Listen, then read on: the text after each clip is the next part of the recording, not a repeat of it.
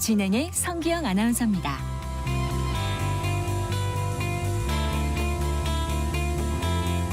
4시 20분입니다. 우리 시간으로 오늘 오전 11시였죠. 그간 이제 베일에 쌓여 있던 테슬라의 완전 자율주행 로봇 택시가 공개됐습니다.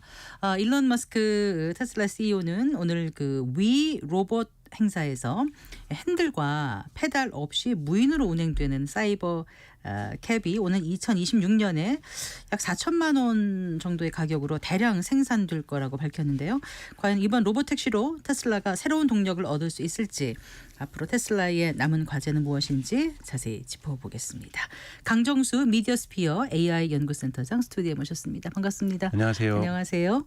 실시간으로 당연히 지켜보셨죠? 네. 실시간으로 지켜봤습니다. 몇 분 동안 진행이 된 건가요? 그렇게 오래 진행되지 않고 예상보다 11시부터 시작을 한다 그랬는데 중간에 사고가 있었다 그러는데요. 네. 그래서 한 12시부터 시작을 해서 한 30분 정도 보여줬고, 사실은 근데 파티는 더 이어졌어요. 마지막에 로봇들과 하는 파티, 술 마시고 춤추고 하는 파티들이 계속 진행됐고, 네. 거기에 초대된 분들이 실제로 로봇택시를 탑승해보고 유튜브 촬영을 하시고 이런 행사까지 한다면 더 시간이 길어졌겠지만 일론 머스크가 나와서 발표하는 것은 30분이 넘지 않았습니다. 그렇군요. 네. 그 시장 반응은 지금 어때요? 우선은 뭐 시장 반응은 이제 미국 시간으로 이제 밤 시간이니까요. 네. 사실은 미국은 내일 정도가 나와야 시장에서 기관 투자자들이 어떻게 평가하는지가 나올 것 같은데, 저는 대단히 네. 긍정적으로 봤습니다. 우선은 지금까지 제가 테슬라의 인베스터 투자자의 날이라든지 주주총회라든지 다양한 행사들을 뭐 로봇 행사들이라든지 이런 걸 지켜봤지만 그중에 제일 나았던, 제일 훌륭했던 행사가 아니었나 생각이 들고요. 크게 세 가지 저는 좋게 보고 있는데요. 하나는 로봇택시 모델이 나왔다라는 것, 그리고 대단히 매력적이었다라는 것.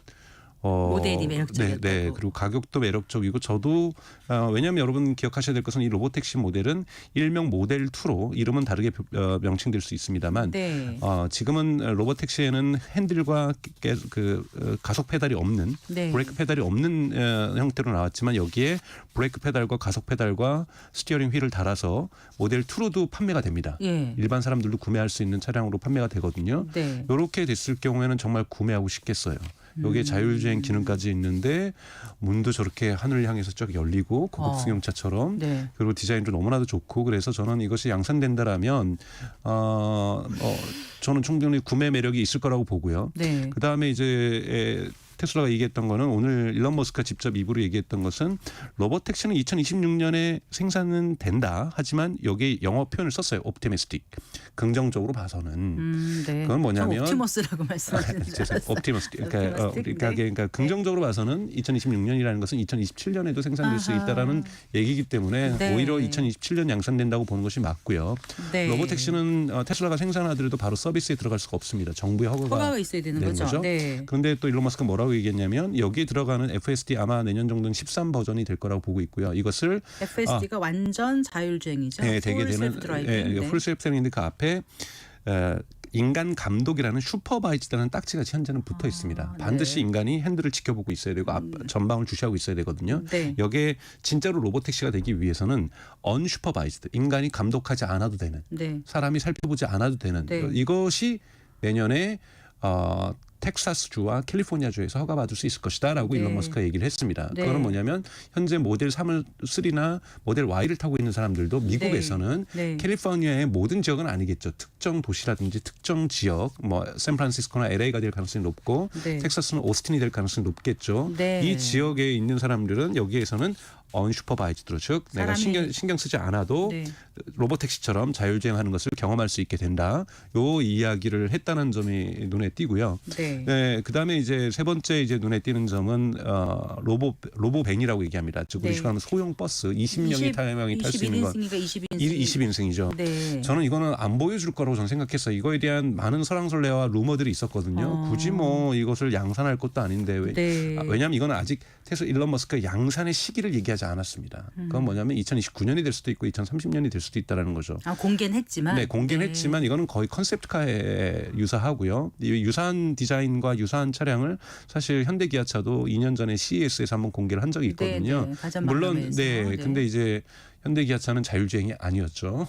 그런 부분의 차이가 네. 크게 있습니다만 이 버스가 자율주행에서 승객들이 직접 행사장에 무인으로 운전되는 것을 타고서 내리는. 네. 네, 여러분들이 생각하시면 이제 청계천에도 지금 무인 소형 버스가 다니고 있거든요. 네네. 그거하고 결정적인 차이는 거기에는 라이다와 레이더 등이 장착되어 있지만 여기에는 카메라만으로 작동되고 있다는 것. 심지어 소형 버스까지 네. 카메라만으로 자율주행할 수 있다는 것이 이제 차이점인 거고요.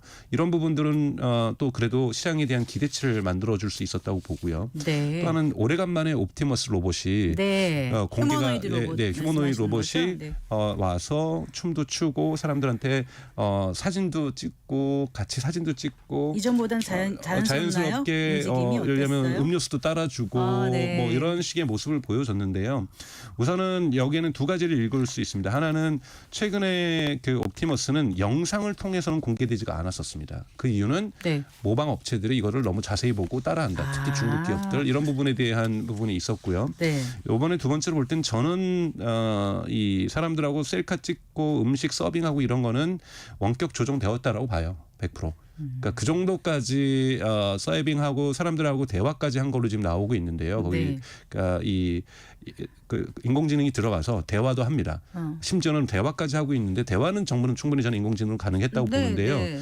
이렇게 서빙하고 서빙하고 술 따르고 정확하게 이러한 모습들은 저는 원격 조정이 됐을 가능성이 좀 높다고 보지만 네. 그럼에도 불구하고 움직이는 이 유연성들이나 이런 훨씬 것들이 자연스러워졌어요. 훨씬 자연스러워졌고 여기에서의 비전을 당연하게 공장에서 일하는 모습으로 영상을 보여줄 줄 알았는데 소개한 영상에서는 집에서 우편물을 갖고 오거나 네. 제가 만약에 마트에서 장을 받고 오면은 트렁크 문이 열리면 옵티머스가 나르고 얼마나 나무에 좋아요. 물을 주고 그렇다면. 그리고 식탁에서 식탁을 닦아주고 행주로 전 설거지 좀 해줬으면 그다음에 설거지도 하고 식세기에 그다음에 넣어주는 뭐 해주고 그다음에 이제 물도 갖다 주고 또 아이들 베이비시터처럼 같이 놀아주고 이런 모습을 병원에 구현해 누가 왔는지 좀 갔다 와봐. 뭐 이런 식으로 네. 가정용 시장은 들어오긴 대단히 오래 걸리겠지만 네. 시장 목표하는 시장이 공장만이 아니다.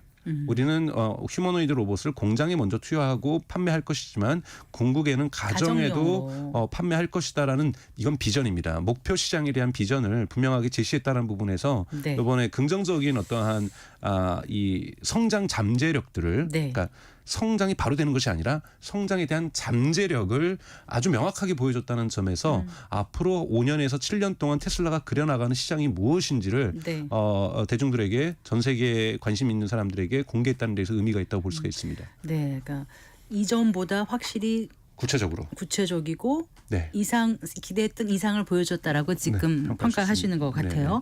근데 저는 행사를 못 봤거든요. 근데 네. 직접 그 일론 머스크가 그 차를 타고 로봇택시를 타고 등장을 하죠. 촬영장 내 그 짧은 도로 구간을 주행했다는데 그렇죠. 그 도로 구간이 몇 미터나 됐어요? 그렇게 길지는 대충 않았고요. 느낌이 어느 정도였어요? 느낌이 제 생각에 한 600m, 800m. 아, 그렇군요. 왜냐하면 여기가 영화 찍는 스튜디오잖아요. 네. 왜 스튜디오에서 했냐면 스튜디오 밖에서는 무인하는 것이 정부의 허가를 받아야 됩니다. 아, 그래서 그렇게 하는 거예요. 네, 왜냐하면 그래서 영화장 스튜디오인데 근데 저는 이제 극적인 드라마틱한 뭔가를 노리기 위해서 한 줄 알았어요. 여기에서는 네. 정부의 허가가 필요 없는 거거든요. 여기서 네. 정말 오늘 달렸던 로봇택시는 흔히 말하는 미래 로봇택시의 모델로는 20대가 넘게 달렸고요. 네. 그리고 모델 Y도 운전자가 없이 30대가 투여돼서 약 50대가 계속 돌아다니면서 여기 계속. 오는 네. 초대받던 손님들이 탈 수 있었던 체험해 볼 수 있었던 것은 분명하게 제공해 줬기 때문에 그리고 네. 로봇밴도 미니버스도 사람들이 타고 나타났기 때문에 이것이 그냥 전시용이나 화면에만 있는 것이 아니라 실제로 사람들이 그래서 지금 벌써 유튜브에 올라오고 있거든요. 그런데 또 실제 도로는 아니잖아요. 그렇죠. 그리고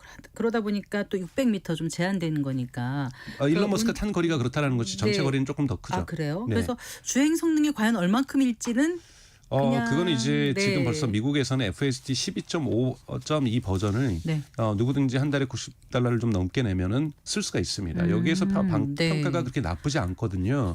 그리고 이것이 13 버전으로 가면 공식적으로 테슬라가 밝히는 것은 12 대비 13 버전 FSD 지금 12.5 버전이 상용화되어 있는데요. 13 네. 버전을 하면 6배가 좋아질 거라고 얘기를 하고 있어요. 그래서 저는 FSD 13 버전 정도 가면 대단히 의미 있는 데이터들이 특히 내년부터 이 캘리포니아하고 텍사스에서 데이터가 모여질 거라고 보고 네, 있고요. 네. 이 데이터가 모여진 것이 정부 당국에 제출되어서 네. 정부 당국이 허가를 해야 네, 그다음에 로봇 택시가 되는 거고요. 네. 이것이 마일로 가격을 얘기했는데 비용이 어느 정도의 비용이라고 얘기를 했냐면 1km에 18센트라고 그랬어요.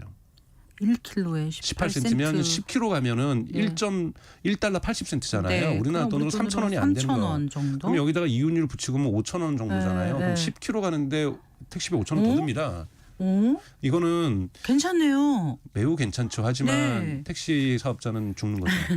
그렇기 때문에 사실은 아하. 대단히 그러니까 정부의 허가가 기술적인 허가도 필요하지만 네. 사회적인 허가도 필요한 거죠. 어. 왜냐하면 택시 운전사들의 일자리가 소멸될 수 있는 기존 일시에 시스템에서 이게 소멸될 얼만큼 받아들여질지에 대한 그렇죠. 고민이 이런 부분들을 필요하겠네요. 봐야 되는 거기 때문에 그렇기 때문에 일론 머스크는 계속해서 비전에 대해서 얘기를 한 거예요. 사람이 다치고 사라지고 그리고 또 하나 이제 중요한 건 일론 머스크가 구체적인 수치까지 들어가면서 보통 우리가 일주일에 차량을 타도 10시간 이상 안 탄다.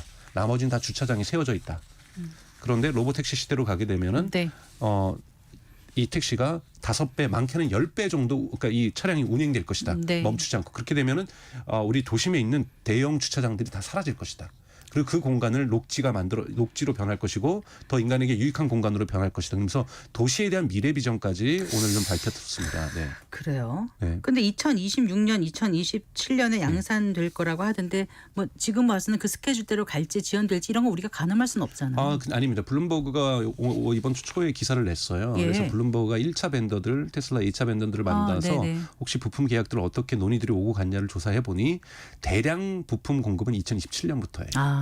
그리고 일부 공급이 2026년에 있더라고요. 그런 것은 2026년에는 테스트용 차량을 만든다라는 거고 네. 대량 생산은 그리고 일론 머스크도 얘기하는 2026년에 몇 대가 생산된다고 얘기는 안 했어요. 네. 하지만 시작이 될 거고 긍정적으로 보아서 네. 그리고 그건 뭐냐면 블룸버그의 보도라든지 이런 걸 봤을 때는 대량 생산은 2027년이라고 볼 수가 있습니다. 네, 벤더들이 이렇게 얘기하면 2028년부터는 좀 상용화 될 수 있는 건가요? 허가도 있고? 2027년부터 근데 로보택시가 아니더라도 이것이 모델 2로 나와서 네. 그것이 한 뭐 한국 돈으로 한 4천만 원이 안 하고 그리고 보조금 받아서 한 뭐 그때까지 보조금이 있을지는 잘 모르겠지만 네. 제가 한 3천만 원에 살 수 있는데 제 입장에서도 3천만 원에 자율주행이 되는 차를 제가 그런 차를 산다 그럼 저 같으면 사겠어요. 이게 몇 cc 정도였어요? 오늘 공개된 게요? 이제 CC라는 거는 이제 내연기관의 그러니까 제가 그 정도 그러니까 크기를 얘기할 크기 때 보면 이제 아반떼 크기라고 볼 수 있죠. 하지만 그래요? 조금 좀 더 작아 높이가 있고. 보이더라고요. 네네. 네. 그렇죠. 왜냐하면 모델 3보다 훨씬 더 저가 네. 차량이거든요. 네. 그러다 보니까 내부 시설이라든지 이런 것이 잘 되어 있죠. 네. 네.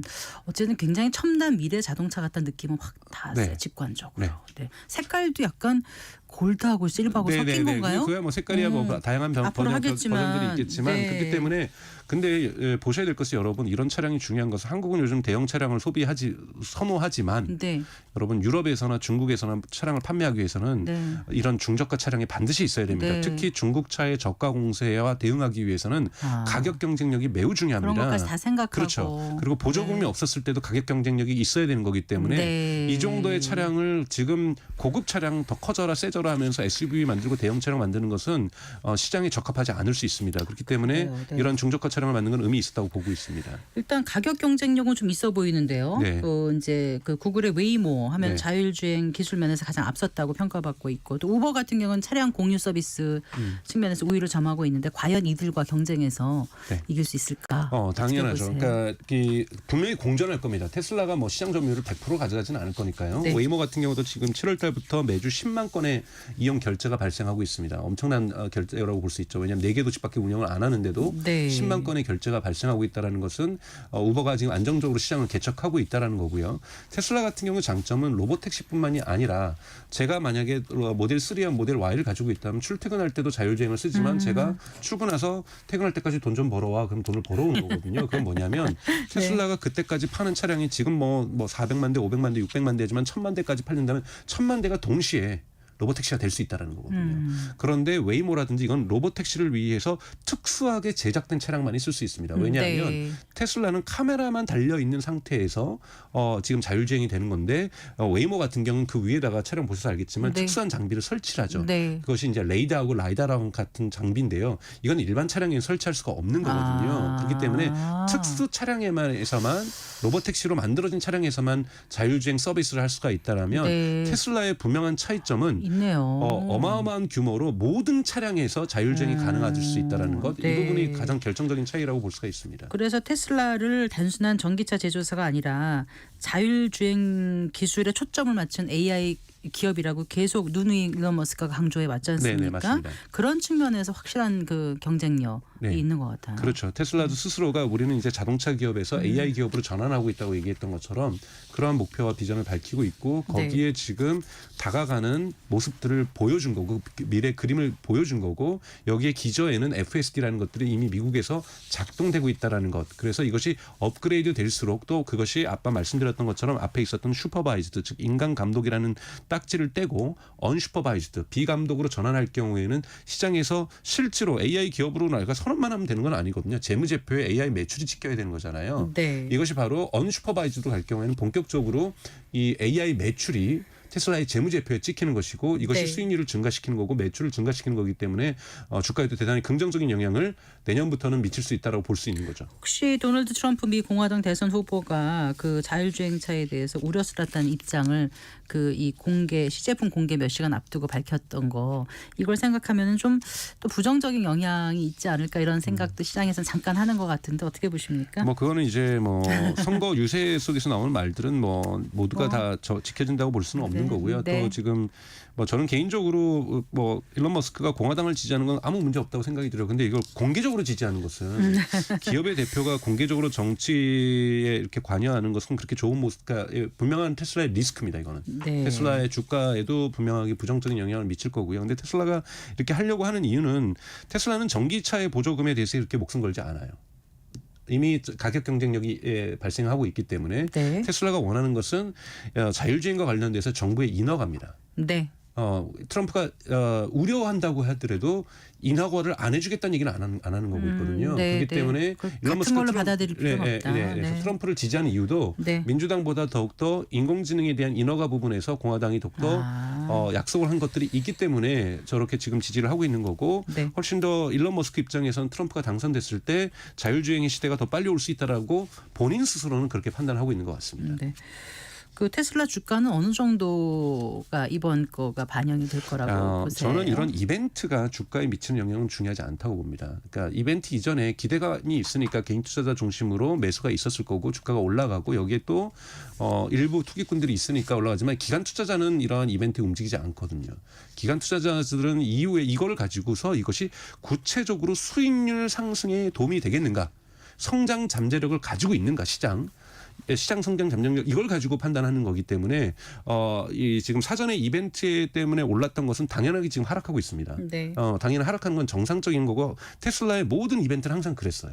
그러니까 이벤트 전에 상승했다가 이벤트가 끝나자마자 하락하는 문제는 다음 주부터 쏟아질 기관 투자자들의 평가입니다. 네. 오늘부터 나오기 시작하겠죠. 미국 시간은 이제 금요일에 네, 네. 주시장이 있으니까요. 기관 투자자들이 이것이 얼마나 시장 잠재력이 있는가를 네. 평가하는 거고 이건 조금 시간이 걸릴 겁니다. 그러면 전 다음 주 중순부터는 여기에 대한 공식적인 예를 들면 뭐 JP 모건이나 모건 스탠리나 이런 데서 입장들이 나오기 시작할 거고 이것들이 구체적으로 테슬라의 주가의 향방을 결정할 거라고 보고 있습니다.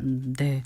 사실 이제 테슬라 같은 경우는 탄소 배출권이라든가 ESS 사업, 에너지 네. 저장 장치 같은 그런 에너지 사업에서 수입이 더 커질 거라는 분석도 나오지 않습니까? 그래서 네. 오늘 이제 테슬라 로보택시 뭐 네. 얘기는 하고 있습니다만은 테슬라 기업을 바라보는 거 네. 주주로서는 잘 그 평가를 해야 될 것 같아요. 그래야 네. 분명히 수익을 얻을 수 있지 않겠습니까? 맞습니다. 끝으로 조언 부탁드릴게요. 네네. 그래서 테슬라는 분명하게 리스크도 있고 성장 잠재력도 있습니다. 테슬라의 주가가 지금 지지부진한 이유고 평행선을 지금 다루고 있는 것은 오르고 있어도 크게 오르지 않는 것은 기관 투자자들이 안 움직이고 있는 겁니다. 기관 네. 투자자들이 움직이기 위해서는 명확하게 자동차에서도 매출에서 수익률도 좋아져야 되고요. 자동차 판매량도 내년보다 작년보다 많아져야 되는 거고 네. 내년은 올해보다 많아져야 되는 거고 그리고 AI 매출도 생겨야 되는 거고 매출이 지금 안 생기면 언제 생길 것인가에 대한 구체적인 비전들이 보여줘야 되는 거거든요. 저는 중장기적으로 테슬라의 전망은 대단히 좋다고 보고 있어요. 네. 그러나 로보택시가 여러분 오늘은 마케팅 이벤트였기 때문에 네. 내일부터 작동되는 것이 아니고 2025년 내년은